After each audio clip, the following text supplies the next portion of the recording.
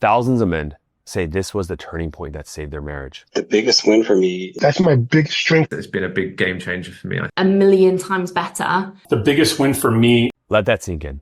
If I handed you the exact key to rebuilding trust, melting her defenses, and told you this is what finally pulls her back in, would you use it? By the end of this video, you'll have that key in your hands. It's so important in understanding trauma. Your nervous system is going to find it difficult to detect safety. And later, I'll share how to become the man that she can trust again and stay that way. Because when you master this, you'll understand her better than anyone else in her life. So let's jump in. What if I told you that you actually share more similarities than differences when it comes to communication with her? So why doesn't it seem that way? Because the differences we do have are massive in scale. They stick out, right? And those key differences are the main reason so many marriages will spiral into silence and resentment and ultimately divorce. So in this video, I'm going to show you the biggest mistake that men make that accidentally triggers her defenses, why her walls drop when you say this one thing, and then finally how to rebuild a sense of safety with you no matter how upset she is. Now let me know if this sounds familiar for this first part. Every time Corey and his wife Alicia, they disagreed, even over something small, right? It somehow spiraled into these full-blown arguments over the smallest things. And he didn't want to fight to make things worse, but he couldn't help it, right? He couldn't help but raise his tone and try to prove his side of the story. She would say something, his tone would just reactively escalate. They'd argue back and forth. He'd shut down, right? The context of the situation never really mattered about the conflict. It was always the same pattern emotionally. She felt like that she was always the one just being made to look wrong. Always the one that had to apologize and just keep the peace. Eventually, it wore thin until one night everything just kind of snapped, right? They were bickering as usual over a missed dinner reservation of all things, something that it was big at the time, but it shouldn't have mattered that much in the grand scheme of things, right? And then in the middle of it, Alicia looked at him with just cold, calculated, calm eyes and said, "You can have your version of the truth. I'm done." She grabbed her keys and just walked out just like that. Of course, Corey thought she just needed space, that she'd just go cool off, things would be fine like they have in the past. But a week later, she arranged to move in with her sister. And Corey was standing in that empty house full of resentment, anger, confusion, sadness, and no idea how to fix it. He hadn't the slightest clue that he was speaking a different language, logical, rational, okay? He thought proving his point and really making his wife see the error of her ways, it was helping the situation. But his wife wasn't speaking from that place. You see, she was speaking from the place of the emotional lens. And emotions don't live in the same place as logic. That's one of the key differences between men and women. You have to see this, okay? See this paradigm. Same words, different place. See, emotions live in the body. You'll never believe, by the way, how Corey turned this around. I'll share that later in this video. But that's where he ended up. Because first, I have to show you the masculine-feminine dynamic. Because if you don't understand this first, she'll never feel safe with you. So let's jump into that. Now, one of the men in our program, he really said it best. He said, you can be the observer, the masculine, okay? Or the observed, the feminine. And once you master both sides, you can switch between them like a light switch. What do you do after getting good at validating? Something I was thinking about today and wanted to share. Hopefully you receive it well. At all times, you can be looking at life from two lenses. The observer, the masculine, or the observed, the feminine. None are good or bad, but instead focus on how can I use this system to my advantage? If I'm trying to validate, I look at the world from an observed feminine lens, so I can easily feel what the woman is feeling without trying to do it from a masculine lens. And remember, trying is just not doing it and not doing it. So you can switch between masculine and feminine like a light switch because you've mastered them both. And if that triggers you, why are you looking at being feminine as a bad thing?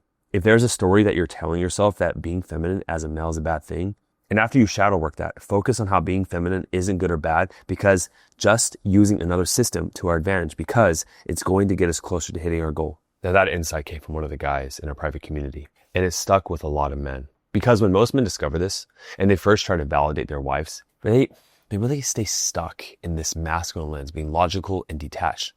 Your wife speaks in waves, okay, expressing how she feels moment by moment. You're listening for these like bullet points. You're trying to get to understand the point of the problem, okay? You're trying to figure out the timeline, the conclusion, but true validation means switching lenses to feel what she's feeling without losing your center.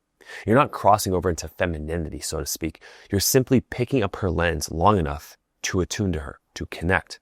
And then you return to the masculine to contain, lead, and hold space. It's context switching, if you will.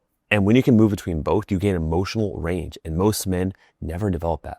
That's when she starts to feel something really change within you, because she's seeing a man who finally just gets it, right?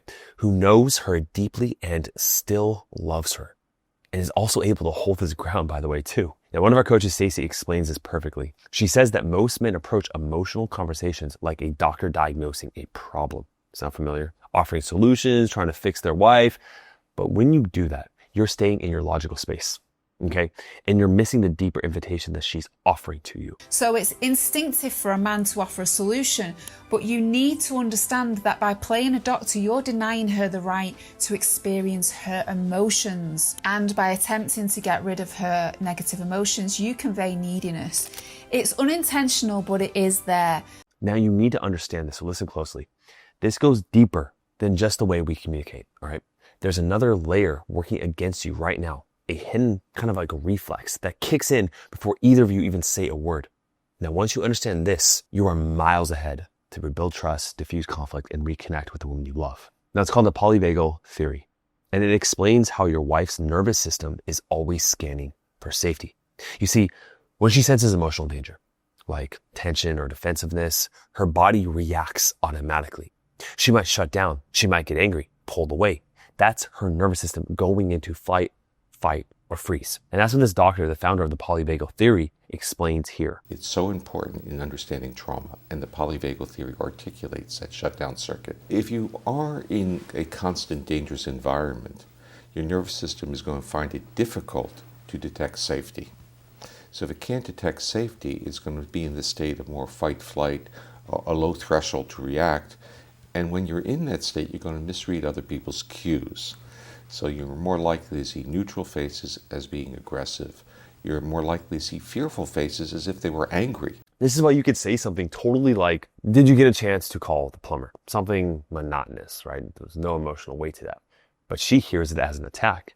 You see, psychologist Teresa Lewis breaks this down even further. And through a polyvagal lens, you can understand that your actions are automatic and out of your conscious control. Now think of the countless times that you've overreacted, gotten defensive, or tried to solve your wife's problems with cold, hard logic over and over again for years. At this point, her nervous system braces for impact every time you open your mouth. Let that sink in. Okay, try to really resonate and understand where she's coming from. Teresa gives an example of a therapist working with a man named Stephen, using tone, posture, and presence to ease him back in to connection.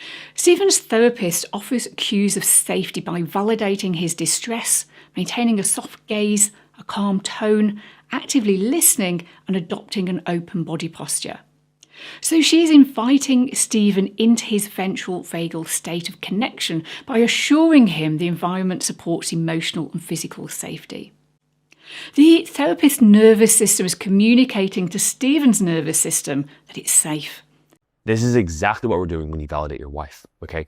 When we stop thinking for her and switch over to the feminine lens and start feeling with her, you're telling her nervous system, you're safe right now. That's co-regulation. Right? And it helps her move out of her defense and into connection with you because you are tuning to her emotions. You are coming to her level and connecting with her on the same frequency. Here's how I like to explain really emotional attunement with a metaphor that just really makes it click. It's like the metaphor I always use is like, maybe it's not a really good analogy, but it's like, imagine if you're like, there's these stairs, right? And then like, she's on the second level, you're on the third, or vice versa. It doesn't matter. One's better. You're just saying, you're not saying, oh yeah, we should both be on the second. You're saying, oh, I see the way you see it from this level. That's all you're saying to her. And she's like, oh, he gets me. Now I'm going to feel better. And now I'm more open to understand his perspective. But as the guy, you have to lead because you are the caretaker of her emotions. So how can you master this and become the one man that she actually feels safe opening up to again? One of the men in our program, James, said something that really stuck with me. Now, he used to take everything his wife said as a reflection of himself, right? If she was upset, it must have meant that he wasn't enough. If she criticized something in him, he would shut down and get defensive. Sounds familiar, right? But instead, he learned to approach those moments quite differently. Listen to our conversation. When she was upset, that thinking it was a reflection of myself, Right. or my value, or what I wasn't providing. That's a integral component of success for guys that a lot of men struggle with, which is what you just alluded to, which is not taking it personal. So how did you cultivate that ability when she does have a criticism or she's upset to like be able to kind of like say, okay, go, maybe this is time to go toward her and not make it about me? How are you able to do that? Approaching it with curiosity. Like, because there's a million things you're thinking, but you don't want to say the wrong thing, but just asking questions like, hey, do you think this is because of this? Or, if you, take the minute to see the situation for what it is, when I do such and such, does it make you feel this way? Just asking questions instead of freezing up or disassociating or just not doing anything at all. Instead of making it about him, he leaned in and asked questions. Simple things like, when I did that, did it make you feel unimportant? Or is this about how I showed up last week? Or is it something else underneath all this? He didn't try to fix. He used curiosity. It's the curiosity shield. It's the practice of approaching your partner's emotions, okay? Especially the difficult ones, with genuine curiosity. Don't make it about you. Take yourself out of the equation and lean in and try to understand without solving. Okay, it's a mindset, it's a perspective, it's a frame to wear. Picture it like a shield, but not the kind that really blocks out or deflects, one that kind of softens the impact of emotional spikes, okay? It protects you from taking it personally, from feeling her emotions, and it protects her from feeling judged or shut down. You hold it up to create space where she can actually feel safe expressing herself. You see how that works? And that turns what could have been a fight, right, into a moment of connection. That's one thing that I'll say is you can have two men, and a lot of guys they'll be like, what do I say to her to, and I can give you all the right words, but if behind those words you are not accepting her emotions and you're just like really upset, like it versus a guy who has maybe all the wrong words, but he genuinely is like connected and curious and wanting to be there for her, this guy will win 100 times out of 100. Right. And so Now, if you want to learn these skills faster, I recommend joining our program. So the way to do that is you set up a free call with our team down below. It's a strategy call, but we only take calls if you're fully invested and ready to actually invest in yourself to save the marriage. So set that up down below by clicking the link. Now, I told you I'd share the rest of Corey's story. I'm going to get back to that. That open loop is going to be closed, okay? Now, I always say the biggest change comes through motivation or desperation, inspiration or desperation, rather. And in Corey's case, it was the latter. Right, for most men, right? For the first time, he found himself taking a good hard look in the mirror, which he never would have done if she hadn't left him. Let's be honest. He discovered his own pattern of defensiveness, these maladaptive patterns that has pushed his wife away, that were self-sabotaging. He practiced meditation and breath work to ground himself. Okay, that was important for him. And he was determined to break that cycle for good, whether he got his wife back or not. So when he finally sat across from Alicia again, the energy was completely different. He was a new man. And that big test came when she brought up her birthday last year. Now, she was used to him brushing it off. I told you work was way busier than normal. He would say things like that, right? Get super defensive. But this time, he completely changed. He used all the skills we just talked about. He didn't deflect. He paused, breathed deeply.